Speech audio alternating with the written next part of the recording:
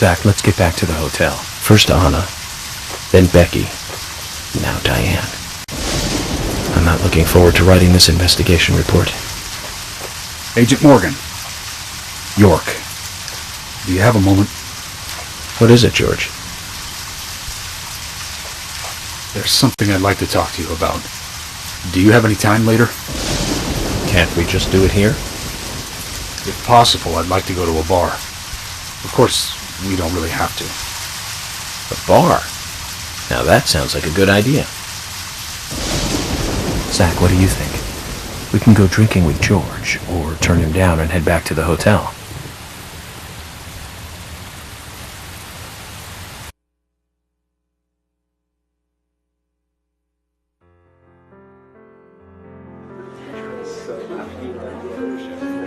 George, that scar on your cheek. Where did you get it? This? Didn't I tell you? Well, it's not from work. I got it when I was a kid. A childhood injury. Tree climbing? I used to get a few scrapes myself climbing the big tree in our backyard. I used to climb it a lot, and fall out of it a lot.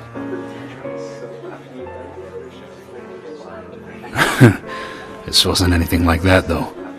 It was my mother. She did it. I'm sorry, George. Don't worry. It's ancient history.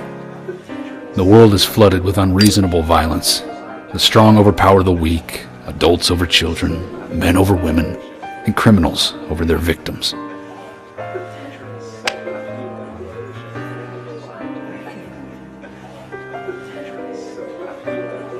I have no memories of my father. He left before I knew him. My mother would hit me every time I asked why. And it didn't stop there. If I ate too slow, left my shoes scattered around, TV volume too loud, she found reasons to hit me. Hit me bad. The worst was what she called the tree punishment. She'd whip my back with these thin tree branches like a whip.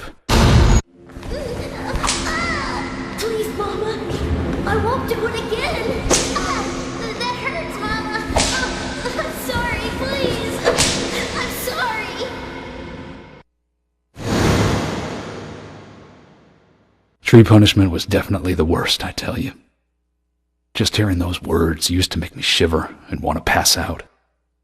And that's why I didn't want to show you those scars on my back. Every time after the tree punishment, she'd always say the same thing. This is hurting the tree more than it is hurting you. And me, being a naive, dumb kid, I believed her. I went to the woods to apologize to the trees.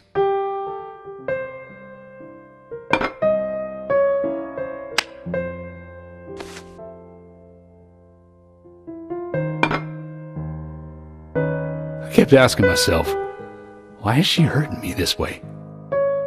I thought long and hard about it. In the end, I've just figured I'm weaker than her. That's why. It's the law of Mother Nature at work. The strong eat the weak. But now, you have the power to protect the weak. That's right. Perhaps I should thank my mother for guiding me into this line of work.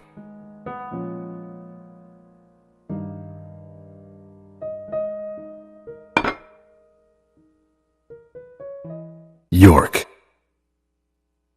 I've been an arrogant fool, haven't I? And if it weren't for me, both Becky and Diane would still be alive.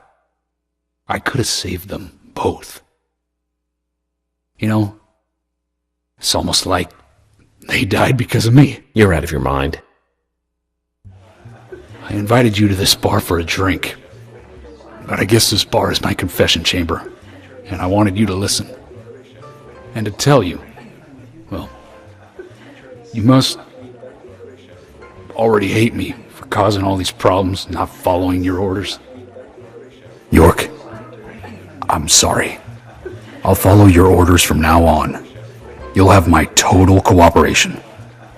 George, you've been as cooperative as you can be. You even invited an FBI guy to a bar for drinks. You've done a good job protecting this town. And the folks here respect you for that. Nobody can blame you for anything. Thanks. I do feel a little better.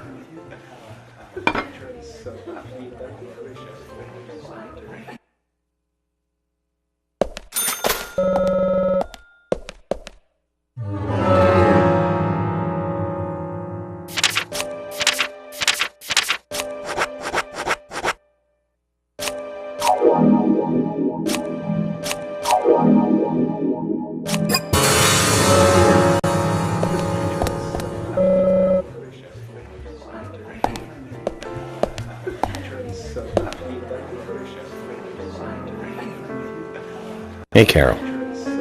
Becky is dead. Diane, too. We've got Nick in custody as a suspect. Nick didn't do it. I know. Carol, you took a locket from Diane, didn't you? A locket with this mark on it.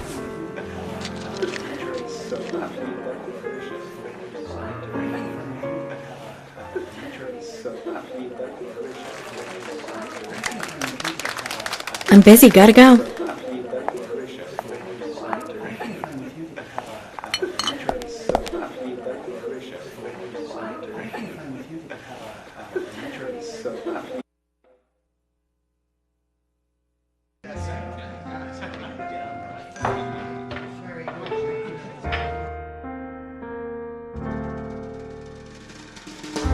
I dream of you like a girl. There is something funny about the sound we hid behind the door. They should see us. I am seeing haze from the night, muddy space.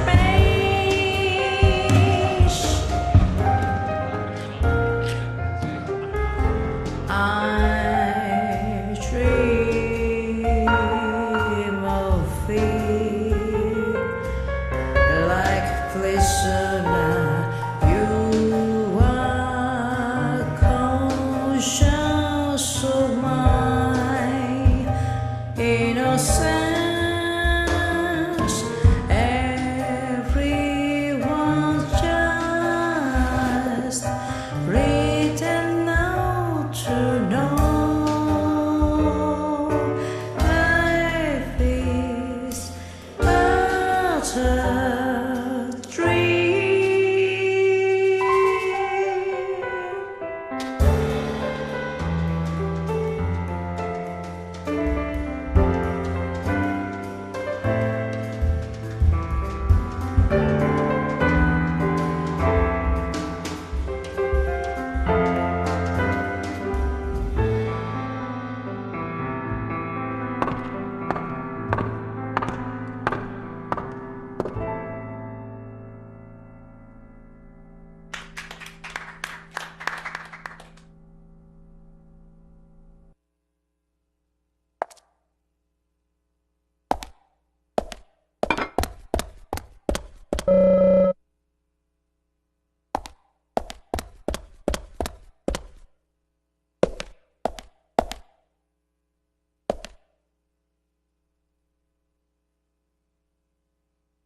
Sorry to keep you waiting, boys. Zack, Emily is already a goddess of the forest.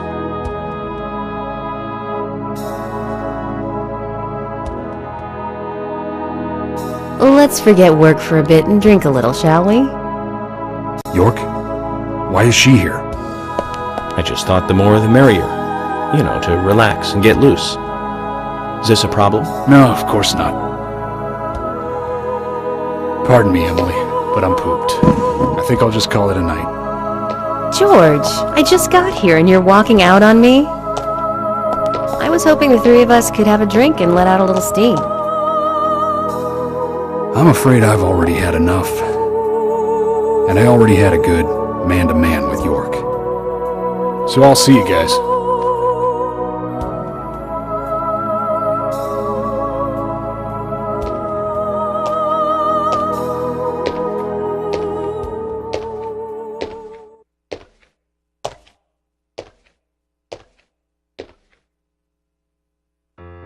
I think George likes you, but he's avoiding you all at the same time. How astute. There's a reason? Nothing worth going into. It's a thing of the past.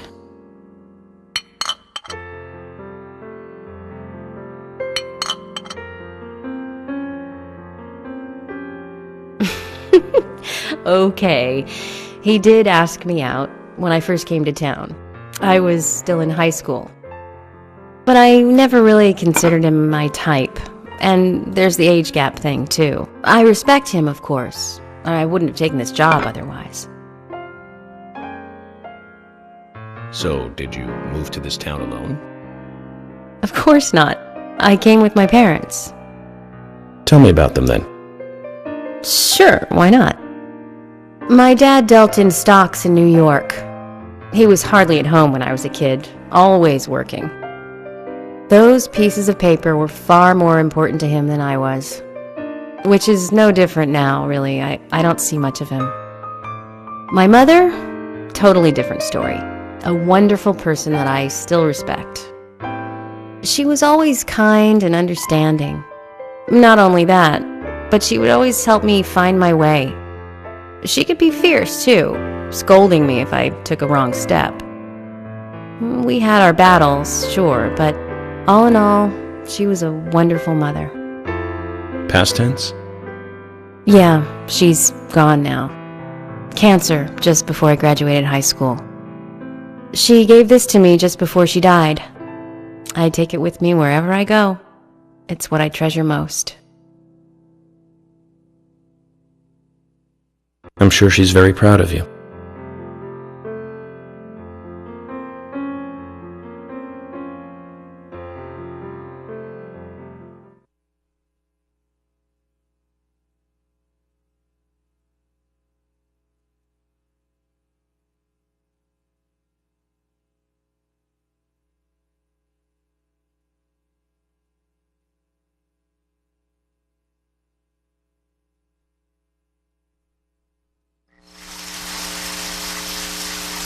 I had a good time tonight. Good night. See you tomorrow. York. Yes.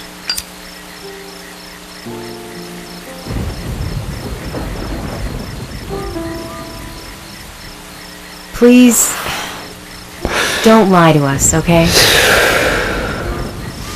I won't. Don't worry. I won't.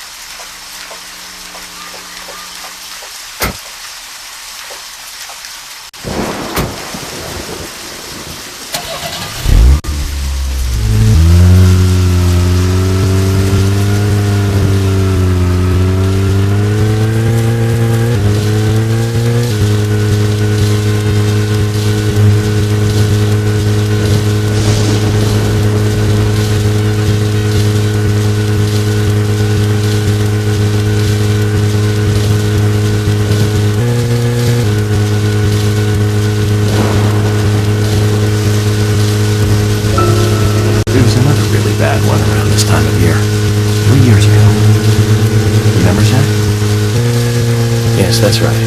That one. Multiple homicide, same MO, across Utah, Colorado, and Missouri. The victims were all average married housewives. But after being run over so many times by a car, they didn't look human. 5 victims in 2 months in the 3 states. The way he killed them was the same. Aside from that, there was nothing that linked the victims together. Well, they were all married. Age, race, nothing else matched up. Zach, we're here. Let's continue our chat later.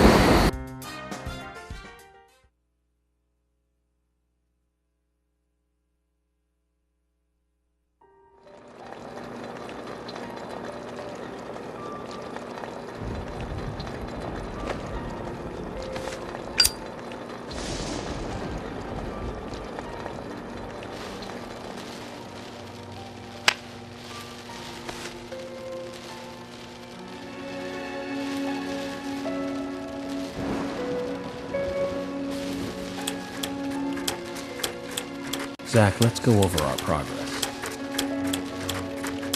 From what Olivia told us, and the sketchbook we found at Becky's house, Nick and Diane became our primary suspects.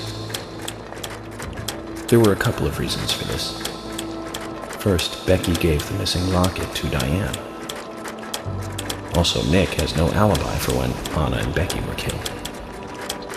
We followed Nick to the art gallery, which led us, unfortunately, to our third victim. The third victim, Diane, was strung up in the entrance hall of the art gallery. Her hands were tied and a knife was sticking out of her chest. However, there was a marked difference from the previous crimes. Do you remember what that was, Zach?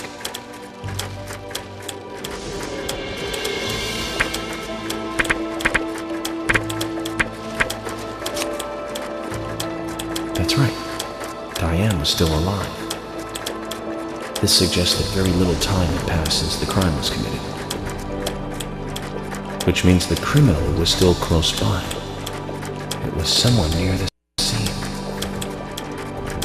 There are two possible candidates. Nick, who was knocked out in the entrance, and one other. Zach, who was the other person in the gallery?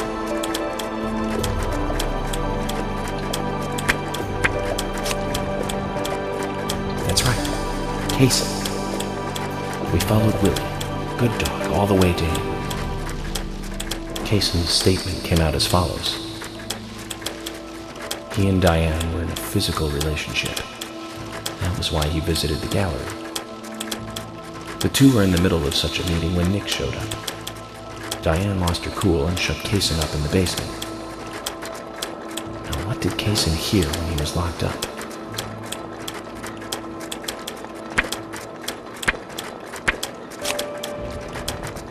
That's it. The sound of boots passing by. Nick was wearing boots that day. Which means it was likely that Diane met with Nick in her room. Nick said he argued verbally with Diane about her playing around with men, but they eventually decided to go out drinking to make up. However, immediately after that, Nick was attacked by someone in the entrance hall and knocked unconscious. We saw the rest. Zach, do you think that Nick is our serial killer?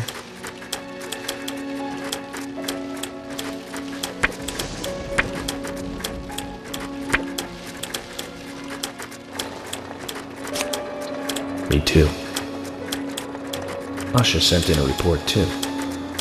He found a large volume of red seeds in Diane's stomach.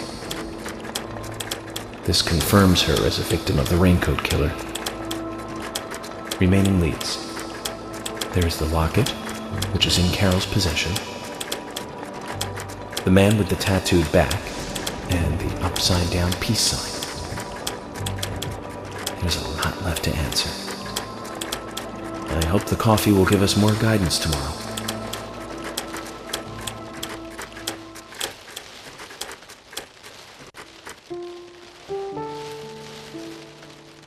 Zach, what did you think about George pouring his heart out? I was surprised. It's the end of a monarchy.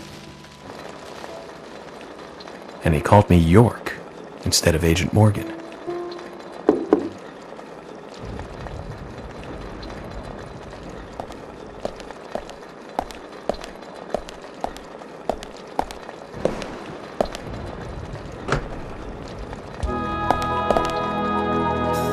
Emily?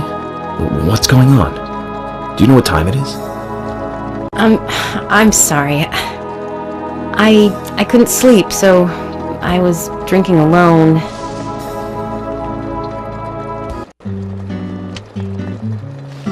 My mother was a very kind woman. She always smiled so brightly, baked cakes and cookies every day. She'd say that I needed the sugar because I spent so much time thinking. My father was always quiet. We never talked much. He was a federal agent, just like me. And he was hardly ever at home. The only words he ever had for me were harsh ones. I had a vivid imagination, and I remember he once said this to me. There are plenty of crazy things in this world. You don't have to go dreaming them up. And it's my job to make sense out of them. One day you'll understand what I'm saying. I found out later that my father was one of the first to ever use criminal profiling to catch bad guys. And so now I'm doing exactly the same job that he did. Like father, like son. Can I ask you something? Shoot. Mind if it's something personal? Fire away. Who's Zach?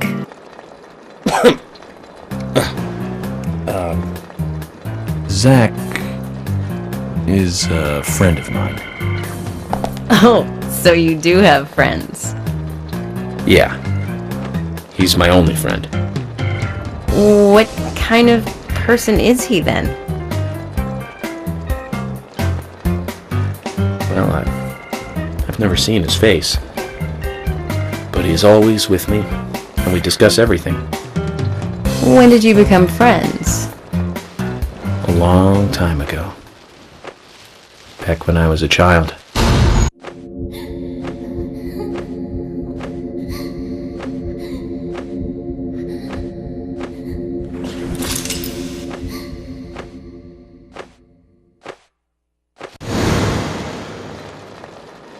I was 7. I woke up one morning to hear my mother crying in the living room. This wasn't normal, so I headed in to see her. My father was there pointing a gun at my mother. I was so scared. I closed my eyes, so I don't remember much more.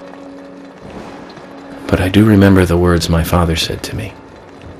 At times we must purge things from this world because they should not exist, even if it means losing someone that you love. When I came back to my senses, they were both dead. He shot my mother and then killed himself. Oh, I'm so sorry. Don't worry about it. Zach's with me. It was around that time that we became friends. I'm here. I'm with you, he said.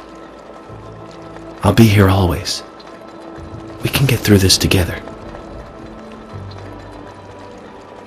Quite aside from that terrible scene in front of me, that voice seemed to make me calmer. And here we are, working together, getting through things. This is the first time I've ever told anyone about this. I wonder if Zach will get angry. That's a sad story. But I don't want you to take this the wrong way, but I'm sure there was a reason for what your father did. I know. I think maybe I became an agent to find out why he did what he did.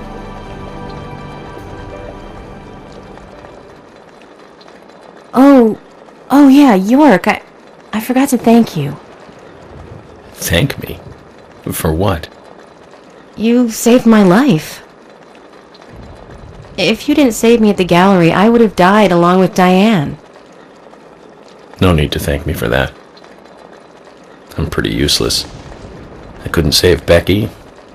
I couldn't save Diane. What did you just say? Useless? I was never expecting to hear you say that. There might be a modest guy in you after all. Finally, you noticed? You're a little slow, aren't you? Maybe hopeless, but not useless.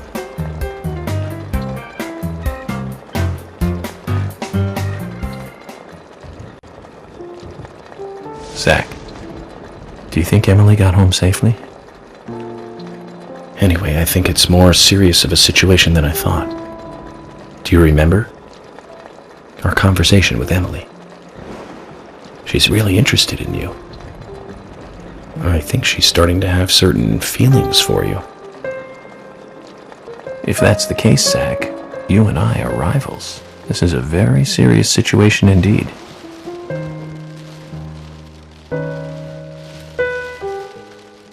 Well, if it comes to that, let it be a fair fight. Agreed?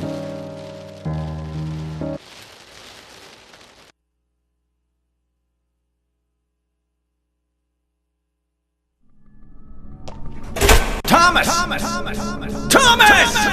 Let me out of here! Come on, please! Just for a moment. 1 second. Hate it in here, Thomas. I think I'm going mad. I know you're there! Come on, please! Thomas! Thomas! Thomas!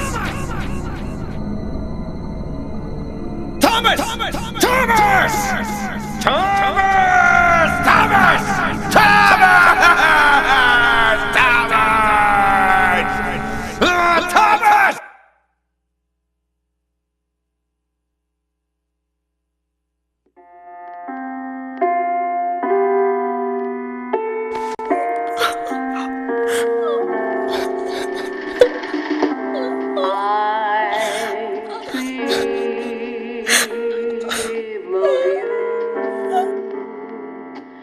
Ha ha ha ha!